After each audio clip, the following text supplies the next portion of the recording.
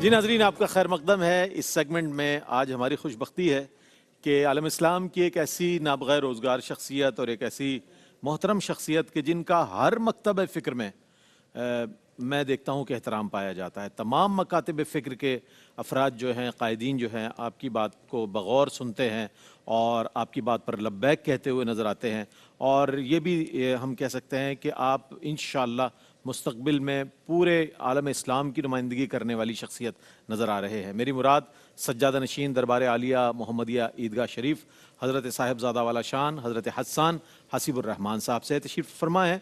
आप दरबार आलिया मोहम्मदिया ईदगाह शरीफ के जो मशाइख हैं, उनका जो पैगाम अमन है, जो पैगाम मोहब्बत है, वो लेकर पूरी दुनिया में जा रहे हैं और अपने वालिद गिरामी नक़ीब मिल्लत इस्लामिया हज़रत अल्लामा हाफिज़ पीर नक़ीबुर्रहमान साहब दामद बरकातुम क़ुद्सिया की सरपरस्ती में और उनकी हिदायत के मुताबिक मुल्क को तशरीफ़ ले जाते हैं और ऐसे ऐसे मकामात पर जाके अल्लाह और उसके रसूल का ज़िक्र करते हैं और बेशुमार लोगों को मुशर्रफ व इस्लाम फरमा रहे हैं कि वहाँ तक दीन की तालीम पहुँचा रहे हैं जहाँ ज़रूरत है। आज अल्हम्दुलिल्लाह दरबार आलिया मोहम्मदिया ईदगाह शरीफ में हम देखते हैं कि जहाँ आने वाले मशाइख को इंतहाई एहतराम दिया जाता है, उलमा हज़रात को बड़ी एहतराम की नज़र से देखा जाता है, सना खां हज़रात या आम संगी भी जो आते हैं उनको भी बड़ी खंदा पेशानी के साथ उनका इस्तकबाल किया जाता है। मोहब्बतों का एक दरबार है, एक ऐसा दरबार है कि जहाँ पर आप जाएँ तो आपको मालूम होता है कि अल्लाह वालों की शान कैसी है और किस तरह अल्लाह वालों के पास लोग जोक दर जोक आते हुए नज़र आते हैं। और पूरी दुनिया में दरबार आलिया मोहम्मदिया ईदगाह शरीफ का पैगाम पहुँचाने वाली शख्सियत आलमी मुबल्लिग़ इस्लाम साहिबज़ादा वाला शान हज़रत साहिबज़ादा हस्सान हसीबुर्रहमान साहब तशरीफ़ फरमाएँ। अस्सलाम वालेकुम वरहमतुल्लाहि वबरकातुहू। खुशबख्ती हमारी कि आज आप तशरीफ़ लाए और बड़ा इंतज़ार था और ख्वाहिश थी कि आप तशरीफ़ लाते हैं और मरहबा मुस्तफ़ा के फ़ाइनल में आप तशरीफ़ लाए, बड़ा अच्छा लगा। तो आपसे आपके बारे में कुछ कहना सूरज को चिराग दिखाने के मुतरादिफ है। मेरे पास तही दामन हूँ अल्फाज का मैं आपकी शख्सियत और आपके हवाले से। अच्छा हज़रत फरमाइएगा कि जैसे ही रमज़ान शुरू होता है तो वही आया मुबारक के या अय्युहल्लज़ीना आमनू कुतिबा अलैकुमुस्सियामु कमा कुतिबा अलल्लज़ीना मिन क़ब्लिकुम लअल्लकुम तत्तक़ून, ताकि तुम मुत्तकी बन जाओ। तो माह रमज़ान अब रुख़्सत हो रहा है हमसे, तो आप क्या फरमाएंगे कि हम आज ये कह सकते हैं कि हम मुत्तकी हो गए, चूँकि रमज़ान तकरीबन गुजर गया, आज 28वां रोज़ा है, क्या फरमाएगा इस हवाले से? बिस्मिल्लाहिर्रहमानिर्रहीम अस्सलातु वस्सलामु अलैका या रसूलल्लाह। जज़ाकल्लाह हज़रत। और माशाअल्लाह जिस खूबसूरती के साथ आप पूरा महीना ये प्रोग्राम लेके चलते हैं और उलमा जलवागर होते हैं और जिस उन्वान पर भी गुफ्तगू करते हैं उसमें भरपूर अरक्रेज़ी करके उम्मत की रहनुमाई के लिए मवाद मुहैया करते हैं। अल्लाह ताला आपको इस पर अजर दे। बड़ा खूबसूरत अंदाज़ है। बड़ी नवाज़। और हमारे हाजी साहब को, फ़याई साहब को, पूरी टीम को जो है AIY की, अल्लाह ताला इसमें मज़ीद बरकत अता फरमाए। हज़रत आपने बहुत अहम बात फरमाई। अल्लाह ताला ने जब हम पे रोज़ों को फ़र्ज़ फरमाया तो या अय्युहल्लज़ीना आमनू कुतिबा अलैकुमुस्सियाम कमा कुतिबा अलल्लज़ीना मिन क़ब्लिकुम लअल्लकुम तत्तक़ून, कि ताकि तुम मुत्तकी हो जाओ। तुम पे रोज़े फ़र्ज़ किए जैसे तुमसे पहली उम्मतों पर, लेकिन ख़ास तौर पर उसका मकसद बयान फरमाया कि लअल्लकुम तत्तक़ून, ताकि तुम मुत्तकी हो जाओ। तो रोज़ा इससे पता चला कि सिर्फ़ पानी से, खाने से और ममनुआत से रुक जाने का नाम नहीं, ज़ुलूए फ़जर से लेकर ग़ुरूब आफ्ताब तक, बल्कि इसका कोई मकसद भी है जिसको हासिल करना है। और वो मकसद क्या है वो अल्लाह ताला बयान फरमा रहा है, लअल्लकुम तत्तक़ून, ताकि तुम मुत्तकी हो जाओ। बहुत अहम बात की तरफ आपने इशारा फरमाया कि हम सब को इस वक्त अपने हाल पर नज़र डाल के ये देखना है कि क्या हमने रोज़े तो रख लिए लेकिन वो मकसद भी अचीव किया जिसके लिए रोज़े को फ़र्ज़ किया गया। अब तक़वा है क्या, सबसे बढ़ के पहले तो ये जानना होगा ना। सैयदना फ़ारूक आज़म रज़ियल्लाहु तआला अन्हु ने हज़रत उबई बिन क़ाब से पूछा कि तक़वा क्या है। उन्होंने अर्ज़ की कि या रसूल या अमीरुल मोमिनीन, यही सवाल मैंने रसूलुल्लाह सल्लल्लाहु अलैहि वसल्लम से ख़ुद किया था कि तक़वा क्या है। तो कहा हुज़ूर ने क्या फरमाया? कहा हुज़ूर ने फरमाया कि कभी तुम उबई बिन क़ाब कांटों वाली झाड़ी से गुज़रे हो? कहा या रसूलल्लाह गुज़रा हूँ। कहा कैसे गुज़रते हो? कहा पूरी कोशिश होती है कि लिबास को ऐसे बचा के गुज़रूँ कि कोई लिबास में, कोई कांटा मेरे लिबास पे ना लग जाए, मेरे लिबास को नुकसान ना पहुँचे।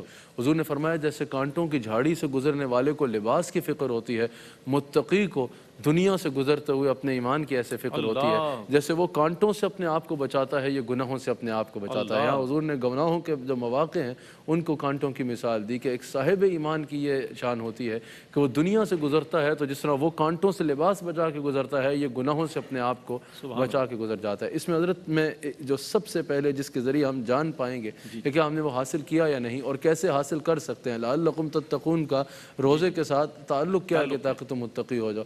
جب انسان روزہ رکھتا ہے، بھوک اور پیاس کی شدت ہوتی ہے، جب بالکل بھوک اور پیاس سے نڈھال بھی ہو رہا ہو، انسان چھپ کے بھی پانی نہیں پیتا۔ انسان جتنا گناہگار سے گناہگار انسان بھی کیوں نہ ہو، اگر اس سے کوئی کہے کہ چھپ کے پانی پی لو، یا اس کا اپنا دل کرے کہ اس وقت تو کوئی مجھے نہیں دیکھ رہا نا کہ میں نے روزہ رکھا ہے، چھپ کے پانی پی لیتا ہوں، چھپ کے کچھ کھا لیتا ہوں، وہ ایسا بھی نہیں کرتا۔ کیا تصور ہوتا ہے کہ لوگ تو نہیں دیکھ رہے، کھا لوں، اس میں کیا حرج ہے؟ تصور یہ ہوتا ہے کہ اللہ دیکھ رہا ہے۔ جب یہ تصور ہوتا ہے کہ جس کے لیے روزہ رکھا ہے کوئی بھی نہیں دیکھ رہا، وہ دیکھ رہا ہے، تو انسان کھانے پینے سے یا کسی بھی ممنوعات سے رک جاتا ہے، تاکہ اللہ دیکھ رہا ہے تو روزہ تو اللہ کے دیکھنے سے تعلق رکھتا ہے، وہ اللہ دیکھ رہا ہو تو انسان تنہائی میں بھی لے گا تو روزہ ٹوٹ جائے گا۔ تو اس بات کی طرف توجہ دینے کی ضرورت ہے۔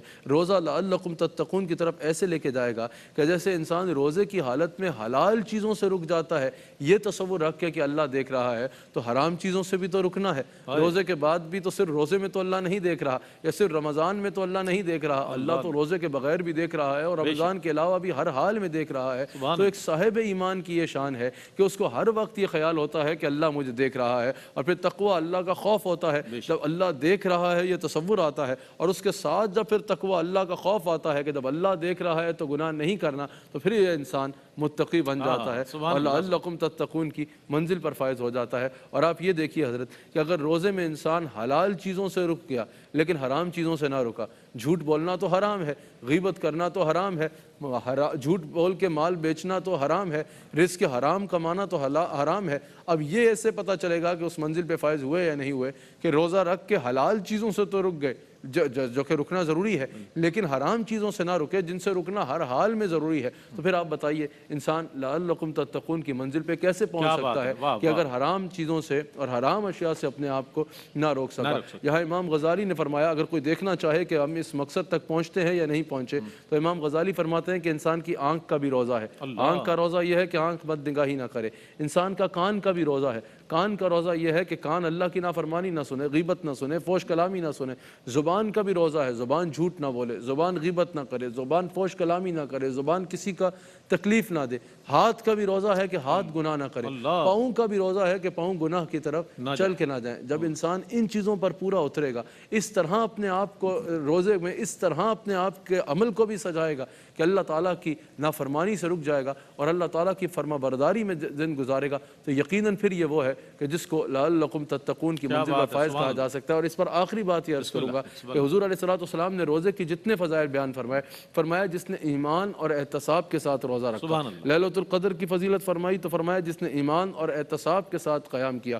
اب ایمان کے ساتھ تو روزہ ٹھیک ہے کہ ایمان والا روزہ رکھ رہا ہے، لیکن یہ احتساب کے ساتھ روزہ کیا ہے؟ احتساب یہی ہے کہ جب روزے میں یہ تصور ہے کہ اللہ دیکھ رہا ہے، کوئی حلال چیزوں کے قریب بھی نہیں جانا کیونکہ اللہ دیکھ رہا ہے، اس سے روزہ ٹوٹ جائے گا کیونکہ وہ دیکھ رہا ہے۔ تو انسان اس وقت احتساب اپنا کرے کہ میری زندگی میں کون کون سی ایسی چیزیں ہیں جو میں کرتا ہوں اور اللہ دیکھ رہا ہے، جو حرام ہیں، جن سے اللہ نے روکا، جن سے رسول اللہ صلی اللہ علیہ وآلہ وسلم نے روکا، میں ان چیزوں کو اپنی زندگی سے نکال کے باہر پھینکوں۔ جب انسان روزے میں اس طرح کی نیت کرے گا اور اس طرح گناہوں سے بچ کے رہے گا تو یہ وہ خوش نصیب ہے جس کو کہا جا سکتا ہے کہ یہ لعلکم تتقون کی منزل پہ فائز ہو گیا۔ ورنہ مصطفیٰ جان رحمت صلی اللہ علیہ وآلہ وسلم کی اپنی بعض حدیث موجود ہے۔ حضور علیہ السلام ارشاد فرماتے ہیں کہ بعض روزے دار ایسے ہیں کہ جنہیں روزہ بھوک اور پیاس کے سوا کچھ بھی نہیں دیتا، یعنی جو روزہ رکھ کے بھی اللہ کی نافرمانی کرتے رہے، روزہ رکھ کے بھی اللہ اور اس کے رسول صلی اللہ علیہ وآلہ وسلم کے احکامات پر عمل نہیں کیا، روزہ رکھ کے بھی گناہوں کی طرف ہی مائل رہے۔ فرمایا کہ اللہ تعالیٰ کو کچھ لوگ روزے دار ایسے ہیں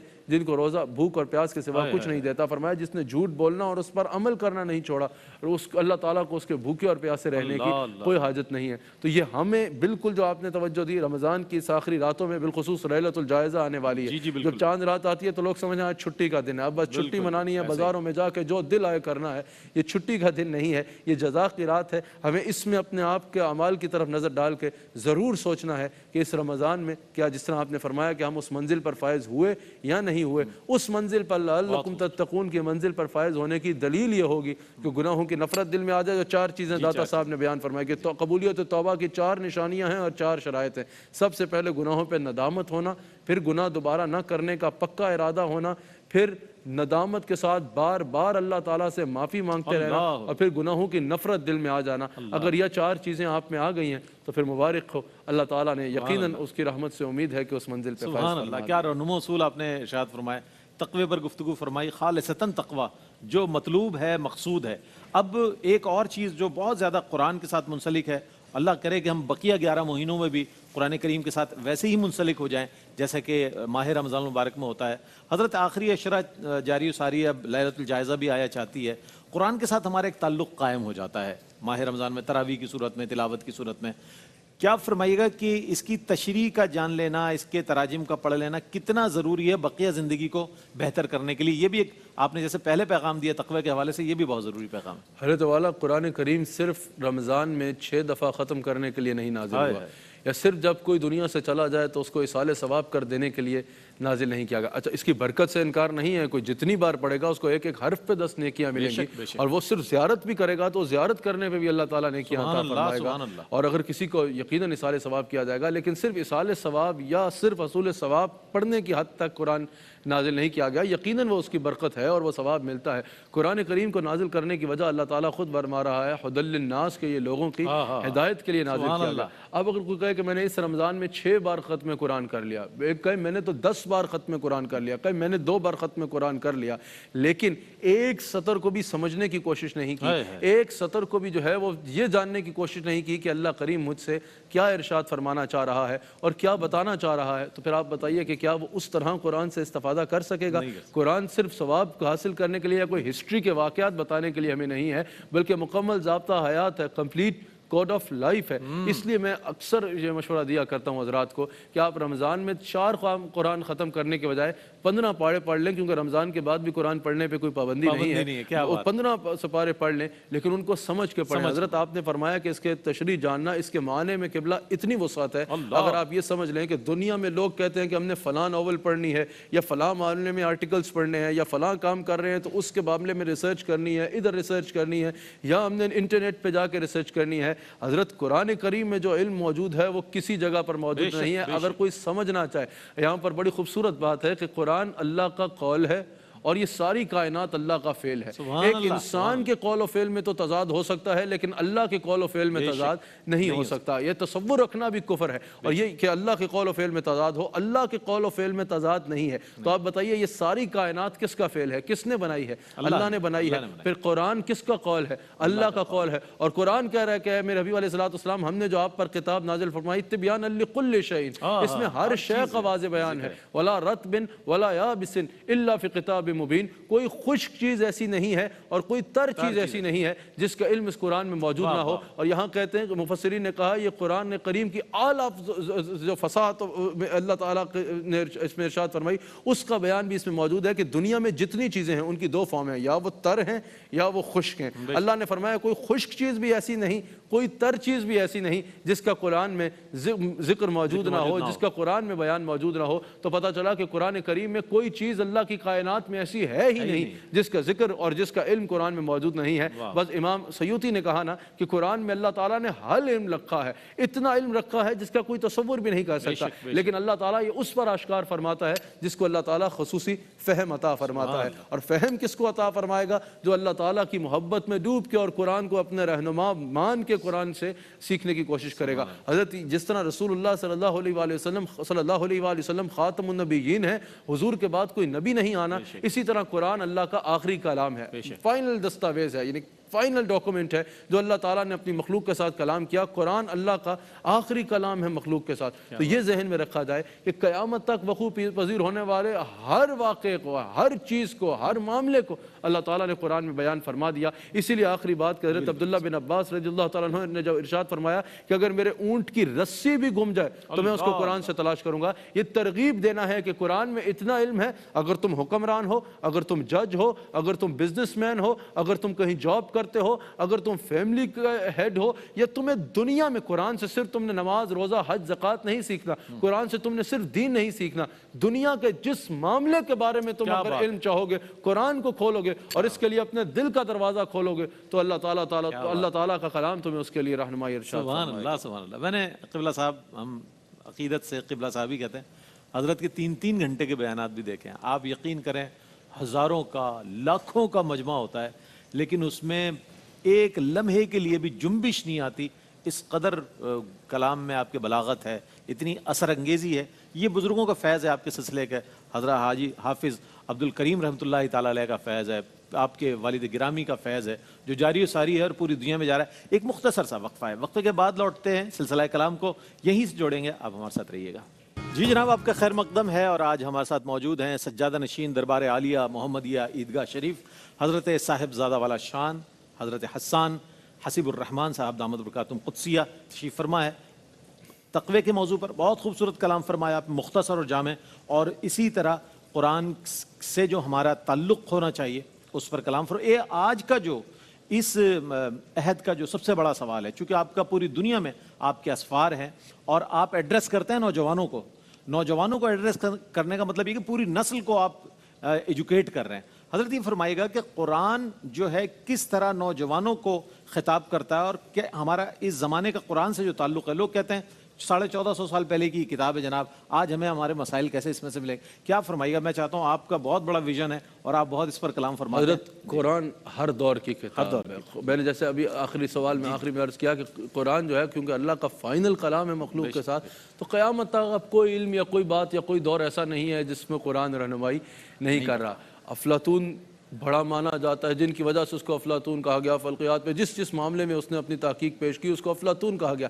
لیکن آج اگر آپ میٹرک کے بچے سے بھی پوچھیں گے, آج اگر سائنس پڑھنے والے سے پوچھیں گے تو اس کو مانا جائے گا, لیکن وہ اس کی ہر چیز کو مسترد کر دے گا. قرآن وہ واحد کتاب ہے کہ ہر آنے والا دور میں جو قرآن پڑھے گا قرآن اس کے آگے حیرت کے باب کھولتا چلا جائے گا. مصطفیٰ جان رحمت صلی اللہ علیہ وسلم نے ارشاد فرمایا کہ قیامت تک میری امت کے علماء قرآن سے سیراب ہوتے رہیں گے, لیکن اس کے عجائبات ختم ہونے کا نام نہیں لیں گے. یعنی ہر دور کے علماء ہوں گے, قرآن ایک ہے. ہر دور کے علماء ہر دور کا مسئلہ جب قرآن سے جانچنا چاہیں گے, قرآن سے جاننا چاہیں گے, تو قرآن ان کی وہ رہنمائی کرے گا کہ لوگوں کے آگے حیرت کے باب کھلتے چلے جائیں گے. کوئی وقت ایسا نہیں ہے, کوئی علم ایسا نہیں ہے جو قرآن میں موجود نہ ہو. قرآن کریم اللہ تعالیٰ کی وہ کتاب ہے کہ 1450 سال بعد بھی آج کو یہ نہیں کہہ سکتا کہ یہ 1450 سال پرانی کتاب ہے یا 1450 سال پرانی بات ہے. آج ڈے اینڈ ایج کے ساتھ قرآن ریلیٹ ہوتا نظر آئے گا. حضرت اگر آپ سائنس اور قرآن ہی نوجوان اگر اس موضوع پر کلام کریں, حضرت میں پوری دنیا میں کیونکہ سفر کرتا ہوں الحمدللہ, اور ہر سال دنیا کے مختلف ممالک میں نان مسلم کنٹریز میں بڑے اجتماعات ماشاءاللہ الحمدللہ دین کی تبلیغ کے لیے جاتا ہوں. نوجوانوں سے میرا واسطہ رہتا ہے. حضرت کئی نوجوان ایسے ہیں, ہزاروں کی تعداد میں نوجوان ایسے ہیں جو قرآن اور سائنس کے عنوان کو پڑھ کے اسلام قبول کرتے چلے جا رہے ہیں. مثال کے طور پہ ایک بات کی جاتی ہے, اگر ڈے اینڈ ایج کے ساتھ قرآن کی سینکڑوں ہزاروں باتیں ایسی ہیں جن پر آج جدید محققین جو ہیں وہ کلام کر رہے ہیں کہ دیکھو قرآن آج کے دور کے ساتھ بھی کیسے میچ ہو رہا ہے. ان میں سے ایک پہلو صرف قرآن اور سائنس ہے. اگر ہم اس کو دیکھیں صرف ایک پہلو قرآن اور سائنس ہے.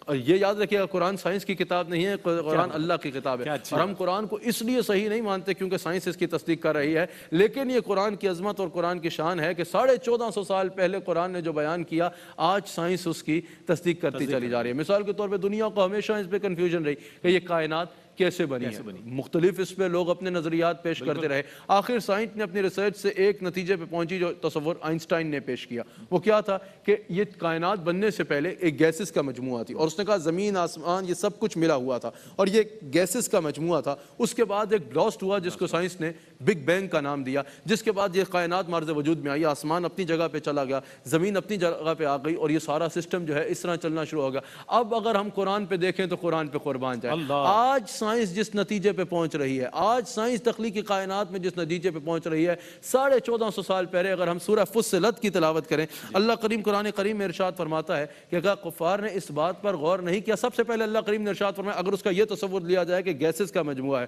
اللہ کریم نے ارشاد فرمایا کہ اللہ آسمان کی طرف متوجہ ہوا اس حال میں کہ وہ دخان تھا، وہ دھواں تھا۔ اب سورہ فصلت کی آیت نمبر 11 میں اللہ فرما رہا ہے کہ اس حال میں تھا آسمان کے آسمان دھواں تھا، اللہ تعالیٰ نے فرمایا کہ وہ دخان تھا، وہ دھواں تھا، اور آئنسٹائن آج کہہ رہا ہے کہ یہ کائنات بننے سے پہلے گیسز کا مجموعہ تھی۔ پھر اللہ کریم ارشاد فرماتا ہے کہ کیا کفار نے اس بات پر غور نہیں کیا؟ سورہ انبیاء کی آیت نمبر 30 میں اللہ نے فرمایا کیا کفار اس بات پر غور نہیں کرتے کہ یہ زمین اور آسمان یہ سب ملے ہوئے تھے اور ہم نے ان کو الگ کیا؟ اب قرآن یہ تصور بیان فرما رہا ہے کہ یہ دخان تھا، دھوئیں کی طرح تھا، زمین اور آسمان ملے ہوئے تھے، ہم نے ان کو جدا کیا، اور اب آئنسٹائن بگ بینگ کے نتیجے میں یہ تصور لے کے آ رہا ہے کہ یہ سب اکٹھا تھا، گولا نما تھا، پھر ایک بگ بینگ ہوا جس سے زمین اپنی جگہ آ گئی اور آسمان اپنی جگہ چلا گیا۔ سائنس والے اس کو پڑھ کے نئی بات سن رہے ہیں اور ان کے لیے یہ تحقیق نئی تحقیق ہے، لیکن قرآن کا عالم یہ سن کے بھی کہے گا صدق اللہ العظیم۔ تمہیں آج پتہ چل رہا ہے 1450 سال پہلے قرآن میں اللہ تعالیٰ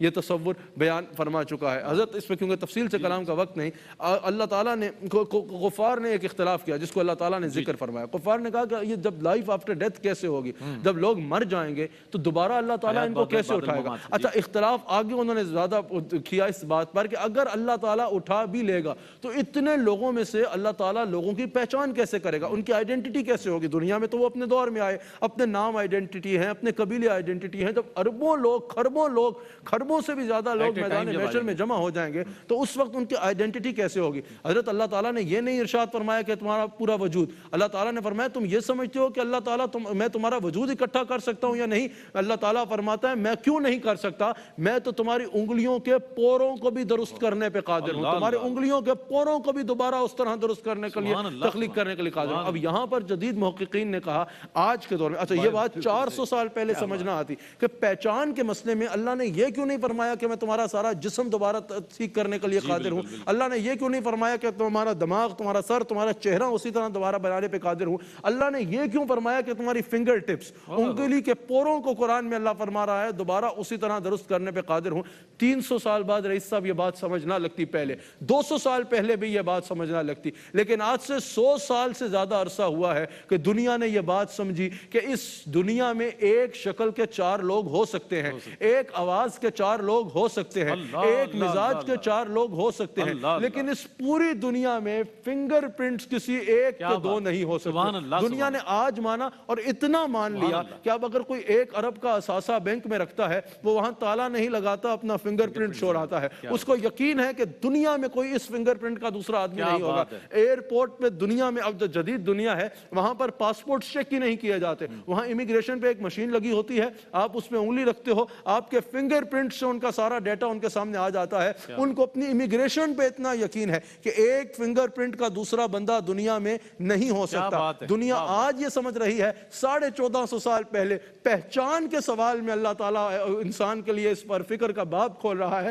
کہ پہچان کیسے کروں گا، میں تو تمہاری فنگر ٹپس کو بھی دوبارہ درست کرنے کے لیے قادر ہوں۔ سائنس کے لیے یہ نئی تعلیم ہوگی، لیکن قرآن کا طالب علم کہے گا صدق اللہ العظیم۔ جب آج سے کچھ عرصہ پہلے سائنس نے یہ تحقیق پیش کی، 100 سال بھی نہیں ہوئے، سائنس نے کہا کہ یہ جو لوہا ہے یہ زمین کی پیداوار نہیں ہے، زمین کی معدنیات پر جو ہے وہ غور کیا اور کہا لوہا زمین سے نہیں آیا، یہ کہیں اور سے آیا ہے۔ کہا کہ شہاب ثاقب زمین پر اتنی زور سے مارا گیا کہ اس کے ذریعے جو ہے وہ لوہا زمین پہ پھیل گیا، پھر جو ہم زمین سے نکالتے ہیں اس کی یہ وجہ ہے کیونکہ ہزاروں سال پرانی بات ہے، انسان کے دنیا میں آنے سے پہلے تو اس میں جو ہے وہ زمین کی تہیں جمتی گئیں تو وہ زمین کے اندر چلا گیا۔ سائنس آج کہہ رہی ہے کہ ہم نے لوہا زمین کی پیداوار نہیں ہے، قرآن انزلنا الحدید پہلے کہہ رہا ہے کہ ہم نے لوہے کو لوگوں کے لیے زمین پر نازل کیا۔ اسی طرح کیونکہ اس کا وقت نہیں، پروگرام یہ خطاب تو نہیں، آپ کے سوال کا جواب عرض کر رہا ہوں، اللہ جب سائنس نے تخلیق ہے انسان کے اوپر کہ ماں کے پیٹ میں انسان کس طرح اس کی تخلیق ہوتی ہے. سائنس نے کہا کہ 3 پردوں میں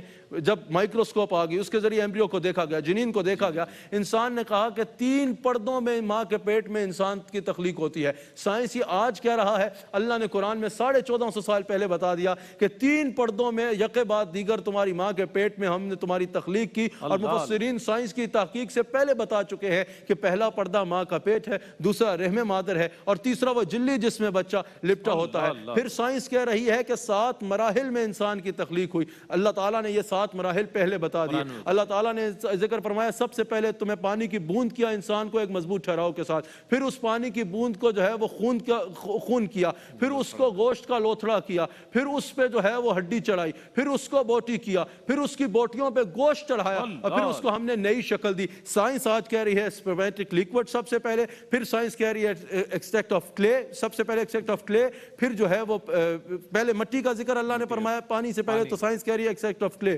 پھر اللہ تعالیٰ نے پانی کا ذکر کیا تو سائنس کہہ رہی ہے اسپرمیٹک لیکوڈ. پھر اللہ تعالیٰ نے خون کا ذکر کیا تو سائنس کہہ رہی ہے ہینگنگ ماس. پھر اللہ تعالیٰ نے ہڈیوں کا ذکر کیا, گوشت کا ذکر کیا تو سائنس کہہ رہی ہے یہ مسکولر سسٹم اور اسکیلیٹن سسٹم. پھر اللہ نے قرآن میں فرمایا کہ ہم نے انسان کو نئی شکل دی, اور سائنس کے 7ویں ہے کہ نیو کریشن, جو آج سائنس بیان کر رہی ہے. جب یہ آخری جملہ ڈاکٹر مارشل کے سامنے یہ رکھا گیا کہ محمد رسول اللہ صلی اللہ علیہ وسلم نے یہ کہا, اس نے کہا یہ تو آج ہم نے مائکروسکوپ کے بعد یہ نتیجہ بیان کیا ہے, ان کے پاس لگتا ہے ہمارے سے بھی زیادہ کوئی مضبوط مائکروسکوپ پہلے سے موجود ہے. جب یہ بتایا گیا کہ مائکروسکوپ کی مدد سے نہیں, انہوں نے تو یہ 1450 سال پہلے بیان کیا اور کہا یہ اللہ کا کلام ہے. کہا اگر 1450 سال پہلے انہوں نے یہ بیان کیا اور وہ کہہ رہے ہیں یہ اللہ کا کلام ہے, تو میں ایمان لاتا ہوں کہ وہ کلام اللہ کا کلام. سبحان اللہ, سبحان اللہ, سبحان اللہ. آئیے اب اس مرد قلندر کی بات کریں, اس مرد درویش کی بات کریں. اللہ اکبر, کہ جو بہت ویژنری پرسنالٹی ہیں. آپ کے والد گرامی حضرت نقیب ملت اسلامیہ حضرت قبلہ پیر نقیب الرحمن صاحب دامت برکاتہم قدسیہ. ہم جب جاتے ہیں دربار شریف تو میں نے ایک سرد موسم میں دیکھا, آپ کھلے مطلب مزار شریف کے باہر کھلی سی جگہ ہے, آپ گئے ہو تو دیکھا ہوگا, سخت سردی کا عالم ہے, شال آپ نے لی ہوئی ہے اور بہت سارے آپ کے سامنے مریدین بیٹھے ہیں. میں نے جب دیکھا, میں گیا دستبوسی کی, میں نے کہا حضرت اس سردی میں کہہ رہے ہیں بس یہاں یہ سب مل گئے, تو ہم ان کے ساتھ ہی ان کو تعلیم فرما رہے تھے. ان کا ویژن ایک ایسا ویژن ہے کہ وہاں مسلک اور مذہب کی میں نے وہ نہیں دیکھی تفریق, وہ سب کے ساتھ پیار محبت والا معاملہ. حضرت کے ویژن کے تحت ہم یہ جاننا چاہیں گے کہ اب تنظیمی کمیٹیاں آپ کی بڑی ماشاءاللہ بہت مربوط طریقے سے پورے پاکستان میں بلکہ پوری دنیا میں تقریباً یہ سارا کام ہو رہا ہے. ایک یہ کام, اور دوسرا المعہد المحمدی العالمی جو آپ کا ادارہ جو قائم ہوا, اس میں بھی میں نے دیکھا, خود سے میں گیا ہوں ماشاءاللہ, دیکھا وہاں طلباء کی تعداد, وہاں انگریزی میں تقاریر کر رہے ہیں بچے, عربی میں تقاریر کر رہے ہیں, قرآن کی تعلیم حاصل کر رہے ہیں. حضرت کا ویژن آپ اس کو امپلیمنٹ کر رہے ہیں فیلڈ میں, مطلب گراؤنڈ لیول. کیا آپ فرمائیے گا اس حوالے سے؟ ہمارے چونکہ آپ کی تقاریر سنتے لوگ, یہ ایک پہلا موقع ہے کہ جب آپ کا یہ جواب جو ہے آن ایئر جائے گا, کیا فرماتے ہیں؟ حضرت آپ نے جو ارشاد فرمایا یقیناً میرے شیخ کامل کا اور تمام صوفیاء کا یہی ویژن ہوتا ہے, جو آپ نے فرمایا کہ مسلک اور مذہب. اب اس میں 2 چیزوں کو ساتھ اعتدال سے لے کے چلنا ہوتا ہے. اعتدال کے ساتھ, ایک تو اپنے مذہب پہ قائم رہنا اور ایک تو اپنے مسلک پر قائم رہنا, جو امام ربانی مجدد الفسانی کا مسلک ہے, یا امام احمد رضا اعلیٰ حضرت رضی اللہ تعالیٰ عنہ کا مسلک ہے, اس مسلک پر بھی قائم رہنا, 1 انچ بھی ادھر ادھر نہیں ہونا. اور پھر یہ تصور جو آپ نے فرمایا کہ ہر مذہب کا بندہ آ کے بیٹھے اور ہر مسلک کا بندہ آ کے بیٹھے, آ کے جس کو بیٹھنا ہے بیٹھ جائے, بات ایک ہوگی وہ جو ہر جگہ ہوتی ہے. بات یہ نہیں کہ کسی مذہب کا بندہ آیا یا کسی مسلک کا بندہ آیا تو مزاج یا انداز یا بات بدل گئی. بات وہی ہے جو اپنے مریدین میں کرنی ہے یا اپنے ہم مسلک حضرات میں کرنی ہے. جس کا بھی جو بھی آئے بیٹھے سیکھے سنے اور اس کو وہ پیغام دیا جائے. جو صوفیاء کا طریقہ ہے کہ وہ یہ نہیں کہتے کہ فلاں جگہ پہ یہ کیوں آیا ہوا ہے, فلاں مذہب کا بندہ یہاں کیوں آ گیا, فلاں مذہب کا بندہ جو ہے فلاں اس طرح آ کے کیوں بیٹھ گیا, اس طرح آ کے کیوں بیٹھ گیا, یا فلاں مسلک کا بندہ کیوں آ گیا. او بھائی, کبھی اسپتال میں جا کے پوچھا کہ اسپتال میں مریض کیوں آئے ہوئے ہیں, یہ اتنے مریض کیوں جمع کیے ہیں؟ صحیح تندرست لوگ آئے, کہا اسپتال میں مریض آئے گا تو ٹھیک ہوگا نا. اسی طرح ان درسگاہوں میں, ان خانقاہوں میں, ان ذکر کی مجالس میں اگر دیگر مذاہب اور دیگر مسالک کے لوگ آئیں گے, صحیح پیغام لیں گے, تو اپنے نظریات اور عقائد کو درست کریں گے. اسی فکر کے مطابق جو ہے یہ المعہد المحمدی العالی عیدگاہ شریف میں جو ہے وہ ادارہ جو اس کا آپ نے ذکر فرمایا وہ قائم کیا, اور اس کو انشاءاللہ وہاں پر بھی بڑھانے کا اور پوری دنیا میں انشاءاللہ اس کی شاخوں کا انشاءاللہ سلسلہ بہت جلد ہمارا انشاءاللہ نظر آئے گا، اس کی بھی بنیاد یہی ہے کہ جہاں اس کو دینی علوم دیے جائیں وہاں اس کو عصری علوم دیے جائیں، اس کو فورن افیئرز بھی وہاں پڑھائے جائیں اور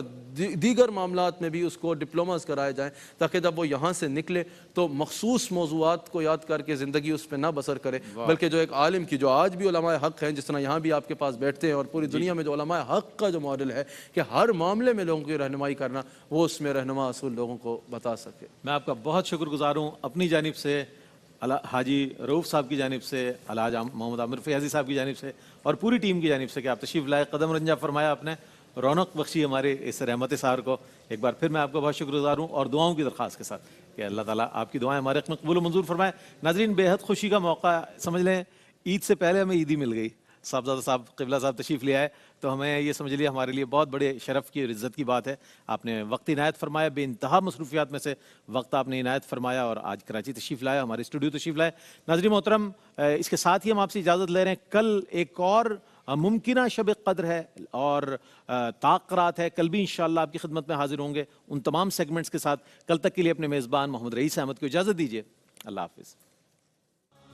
ہے مومنوں کے دل کا اجالا شان رمضان، ہے مومنوں کے دل کا اجالا شان رمضان، ہے سارے مہینوں سے،